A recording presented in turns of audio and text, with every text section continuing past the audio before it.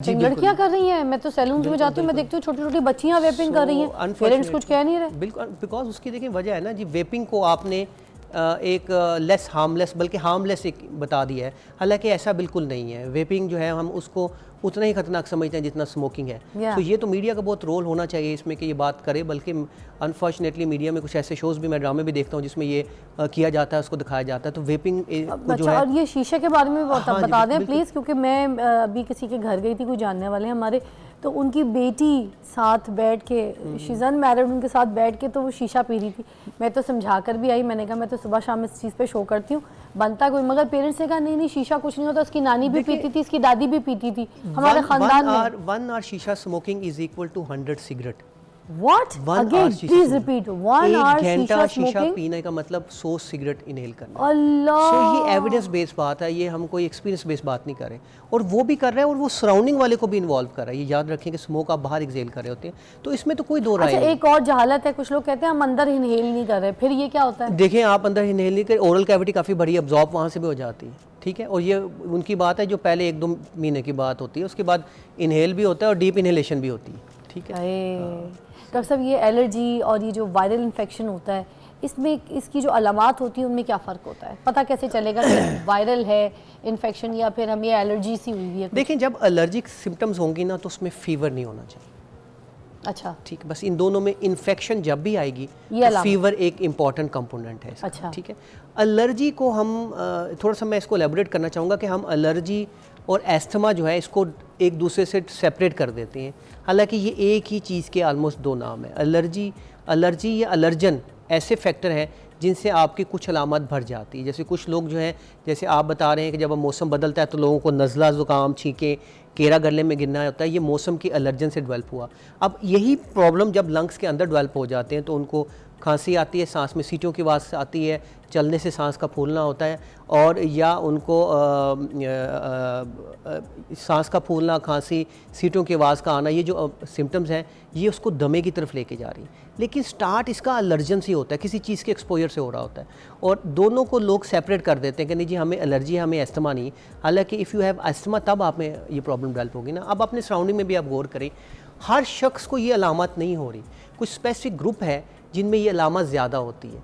तो वो जो स्पेसिफिक लोग हैं वो वही लोग हैं जिनमें एलर्जिक टेंडेंसी है। आप उनके घर की हिस्ट्री लेंगे तो लाजमन उनके घर में कुछ लोगों को ये प्रॉब्लम रहता होगा। तो ये कोई एलर्जी टेस्ट है जो करवाया जा सकता है जिससे पता चल जाए कि ये बंदे को ये प्रॉब्लम चल रही है घर में? देखिए, करवाया जा सकता है, लेकिन अनफॉर्चुनेटली हमारे यहाँ फुल एलर्जिक टेस्ट की फैसिलिटी अवेलेबल नहीं है। एक सेंटर इस्लामाबाद में है, लोग वहाँ जाते हैं, लेकिन हम to be honest we don't believe on that much, क्योंकि उसकी वजह ये है कि एक फैक्टर एलर्जी का नहीं होता, मल्टी फैक्टोरियल होता है। लाइक अगर आप घर के अंदर हैं या इस रूम में हैं तो इस रूम के कोई फैक्टर हैं जिनसे आपको एलर्जी हो सकती है। अब फॉर एग्जांपल मैं बात करूँ लाहौर की या मेजर सिटीज़ की जहाँ पोल्यूशन बहुत ज़्यादा है, तो पोल्यूशन की एलर्जी टेस्ट आप क्या करेंगे? और चलें आपने कर लिया, अब आपकी मैनेजमेंट क्या है? Avoid the pollution. सो कैसे आप करेंगे? सो अगर आप बाहर रहते हैं तो वहाँ पे एक टैबलेट अवेलेबल है जो हम ज़ुबान के नीचे रखते हैं, उसको कहते हैं सबलिंगुअल इम्यूनोथेरेपी। हमारे यहाँ वो फैसिलिटी अवेलेबल नहीं है, ठीक है। और कॉमन एलर्जन हम सबको आइडिया है। अगर आप कॉमन एलर्जन की बात करें तो जैसे हम ये कहते हैं कि डस्ट माइट हो गया, कारपेट हो गए, और पेट्स हो गए जिसमें कैट भी है, वाली चीजें, डस्ट के कपड़े एंड ऑल दैट, जिसमें बिल्लियों का बहुत इंपॉर्टेंट रोल है। पेट्स हो गए हैं, लव बर्ड्स हो गए। सर एक ब्रेक लेनी पड़ेगी, ब्रेक के बाद दोबारा ज्वाइन करते हैं। हम एलर्जी के ऊपर भी बात करेंगे और आपकी कॉल्स भी शामिल करेंगे, और आज हम ये वायरल इन्फेक्शन और मौसमी इन्फेक्शन जो है उसके ऊपर बात करें। डॉक्टर इरफान हमारी रहनुमाई कर रहे हैं। मुझे बताइएगा, ये जो फ्लू से बचाव के लिए कौन सी ऐसी वैक्सीन्स होती हैं जो अगर हम पहले से लगा लें और हम बचत कर लें, तो प्लीज़ एक्सप्लेन ज़रा लोगों को। बहुत अच्छा सवाल है जी। वैक्सीनेशन जो है, 2 चीज़ें मैं समझता हूँ कि अब हमें ना करनी पड़नी है अपनी ज़िंदगी में। आफ्टर कोविड हमें समझ लेना चाहिए। एक हमारी लाइफस्टाइल मॉडिफिकेशन है, सेकंड है vaccination for the prevention of these viral illnesses. लेकिन ये वैक्सीनेशन सब के लिए भी नहीं है, ये भी याद रखें। हम हाई रिस्क ग्रुप है एक जिसको आइडेंटिफाई कर लेते हैं। हाई रिस्क ग्रुप का मतलब वो लोग हैं जिनमें इन वायरल इलनेसेस के चांसेस ज़्यादा हैं, जैसे प्रेग्नेंट फीमेल हो गई हैं, बच्चे हो गए हैं, बूढ़े हो गए हैं, या वो लोग जिनको दिल का मसला है, शुगर का मसला है, ब्लड प्रेशर का मसला है, गुर्दों की बीमारी है या जिगर की बीमारी है, और वो 60 साल से ऊपर हैं। ऐसे लोगों को हम ये समझते हैं कि मौसम जो ही तब्दील होता है, ये सितंबर का आगाज़ है, इसमें फ़्लू की वैक्सीनेशन लगवा लेनी चाहिए। और ये अवेलेबल है, ये स्टैंडर्ड वैक्सीनेशन होती हैं, 3 डिफरेंट कंपनीज इनको बनाती हैं, सिंगल शॉट होती हैं, वंस अ ईयर लगवानी चाहिए और ये उसका टाइम है कि आप उसको लगाएं और ये कॉस्टली भी नहीं है, इतने का हम बर्गर खा लेते हैं जितने की ये वैक्सीनेशन जितने की। मैं आपसे अपने बारे में भी पूछना चाह रही थी, मुझे हर साल एक मसला होता है और कई सालों से होता है जब से मैं लाहौर शिफ्ट हुई हूँ। तो मुझे सर्दियाँ आने से पहले नवंबर दिसंबर में शुरू होती है खांसी, और वो खांसी पूरा सर्दी जो विंटर है उसमें मेरे साथ चलती है और मैं डॉक्टरों के इतने चक्कर लगाती हूँ, मेरी कोई देसी नुस्खे से भी खांसी ठीक नहीं होती, मेरे डॉक्टरों के पास जाके भी नहीं, और मुझे एंटीबायोटिक्स भी बहुत ज़्यादा लेनी पड़ती है क्योंकि मैं टीवी पे काम करती हूँ। मेरे गले से ऐसी ऐसी खांसी कि जब मुझे खांसी आती है तो वो जैसे नहीं आंसू भी, और मुझे ऐसा लगता है 2 मिनट के लिए मेरी सांस भी रुक जाएगी। सांस में से आपकी आवाज़ें भी आती हैं सीटियों की? हाँ, सीटियों की और ये आवाज़ें। रात को ज़्यादा होती है? बलगम भी होता है उसके अंदर कभी। तो ये रात को भी ज़्यादा होती है? रात तो मेरा सोना हराम हो जाता है। ठीक है, तो ये तो कोई मुश्किल आपकी बीमारी नहीं है। एक तो पहला है कि इसका क्या वेलकम टू लाहौर। अच्छा। तो लाहौर के बारे में कहा गया था, आपको याद होगा, जिन्हें लाहौर नहीं देखा जमया नहीं, so that is being modified. मेरा तो बलगम जम गया। नहीं, लेकिन अब वो चेंज हो गया, जिन्हें लाहौर नहीं देखा वो खंगया नहीं। खंगया। सो इसका एनवायरनमेंट जो है वो इतना पोल्यूटेड है कि आप जैसे लोग जिनमें कोई एलर्जिक टेंडेंसी है, अच्छा, उसमें ये सिम्टम्स दे देगा। तो इसका मतलब है आप में एलर्जिक मैनिफेस्टेशन है, तो मेरी तरफ से तो रिकमेंडेशन है कि आपको इनहेलर और एक दवाई को लेना चाहिए और वैक्सीनेशन करवानी चाहिए आपको। वैक्सीनेशन ये कब करवानी है? यही टाइम है, ये सितंबर में स्टार्ट होती है और हर साल सितंबर में करवा लेनी चाहिए। और ये किस किस्म की वैक्सीनेशन है? देखने वालों को भी बता दें, अगर मेरी वाली बीमारी किसी को है इन्फेक्शन की तो प्लीज़ जाके ये इन्फेक्शन के टेस्ट और जो भी कुछ है वो प्लीज़ बताएं। इसको फ्लू शॉट्स कहते हैं, आजकल इन्फ्लोवैक के नाम से अवेलेबल है। और ये स्टैंडर्ड डोज है, अडल्ट्स और पीड्स की डोज एक जैसी है और इंट्रामस्कुलर लगती है और ये अवेलेबल है हर अच्छे स्टोर पे अभी। सर मैं आज करवा सकती हूँ? बिल्कुल करवा सकते, मुझे क्योंकि शुरू हो गई हल्की आंच। बिल्कुल करवा लेना चाहिए आपको। अगर बुखार नहीं है किसी भी डॉक्टर से मिल जाएगा? ये आपको मेडिकल स्टोर से लेना पड़ेगा, अच्छे मेडिकल स्टोर पे अवेलेबल है और किसी भी करीबी अपने सेंटर में कोई जाकर भी बंदा लगवा सकता है? हाँ, जो मैंने हाई रिस्क ग्रुप बताया है तभी मैंने हाई रिस्क ग्रुप बता दिया है। आप भी हाई रिस्क ग्रुप, अगर हाई रिस्क ना हो तो फिर प्रिवेंशन है, लगाना चाहे तो मुझे इसमें कोई इतराज़ तो नहीं है, लेकिन पहली प्रायोरिटी तो हाई रिस्क ग्रुप की होती है ना। दूसरी बात है कि आप भी हाई रिस्क ग्रुप में इस वजह से आती हैं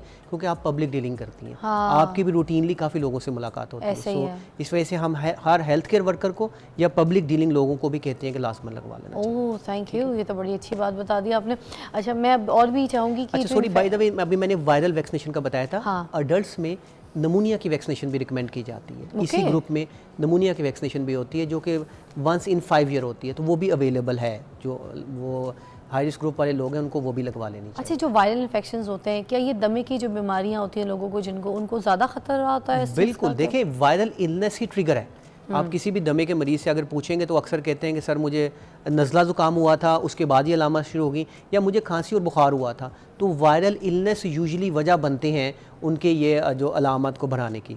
इसमें तो विदाउट एनी सेकंड थॉट ये बात बिल्कुल क्लियर है कि वायरल इलनेस मेन वजह है इनके ट्रिगर। और कौन सी ऐसी अलामात हैं जो आपको लगता है कि बहुत ज़्यादा सीवियर हो जाती हैं और आपको लगता है कि किसी बीमारी की शक्ल इख्तियार कर लेंगी और इसको देखना, इसको ट्रीट करना सबसे ज़्यादा इंपॉर्टेंट? तो आपने खुद ही बता दी बाय द वे, जो आप बता रहे थे अलामत। जैसे देखें खांसी का होना, सांस में सीटों की आवाज़ का आना, सांस में तंगी होना या चलने से सांस का फूलना, और ये specifically late night early morning कभी हो और कभी ना हो। अच्छा, ये जो है इसका मतलब है कि you are suffering from a disease जिसको हम एस्थमा लेबल कर सकते हैं। अच्छा। ठीक है, इसके आगे कुछ एक आध टेस्ट हम करवाते हैं टू रिकन्फर्म वेदर की ये डिजीज है कि नहीं है, लेकिन अलामत बड़ी क्लासिकल है। जैसे डॉक्टर साहब बाद में तो मैं बिल्कुल ठीक हो जाती हूँ, ये सर्दियाँ खत्म होती हैं, ठीक जाड़े पे आती हैं बीमारी। ये सर्दियाँ जो है ये टेस्टर हैं आपका। अच्छा, ये टेस्ट है, आपके लंग्स में कोल्ड एयर जाती है, साथ आपके एलर्जन होते हैं तो आपका लंग जो है ना वो सिम्टम देना शुरू होता है। और फिर आप लाहौर में आई हैं तो ये बढ़ गया, ऐसा ही है ना। हाँ, ऐसे तो लाहौर में ऐसा क्या है, इन्वायरमेंटल है फैक्टर। आप जो जिन सीज़न की बात करें आपको विजिबल स्मोक होती है,